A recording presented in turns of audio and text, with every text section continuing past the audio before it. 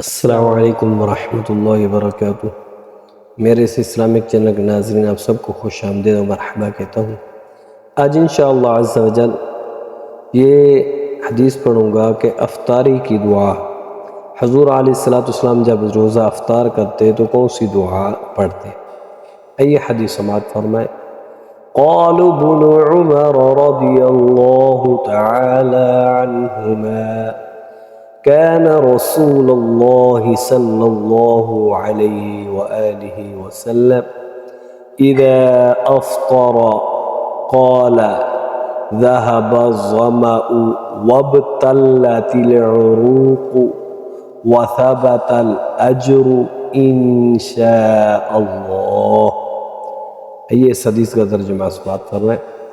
حضرت عبداللہ ابن عمر رضی اللہ تعالی عنہما کا بیان ہے کہ رسول اکرم صلی اللہ علیہ وآلہ وسلم جب روزہ افطار فرماتے تو یہ دعا کرتے: پیاس ختم ہو گئی، رگیں تر ہو گئی، اور اگر اللہ تعالیٰ نے چاہا تو ثواب مل گیا۔ یہ حدیث ابو داؤد شریف کے اندر موجود ہے۔ اس کا جو نمبر ہے 3257۔ دعا اللہ تعالیٰ کے ساتھ خاص تعلق کا نام ہے۔ یہ تعلق جس قدر زیادہ ہوتا جائے دعاؤں کی کثرت ہوتی جاتی ہے۔ یہی وجہ ہے کہ رسول اکرم صلی اللہ علیہ وآلہ وسلم کی بہت زیادہ دعائیں منقول ہیں۔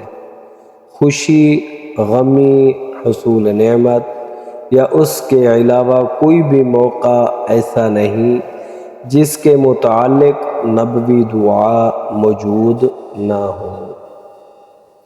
لہذا خود ساختہ کی بجائے منقول دعاؤں کی طرف توجہ کرنی چاہیے، جو دعائیں ہمیں قرآن اور حدیث سے ملتی ہیں۔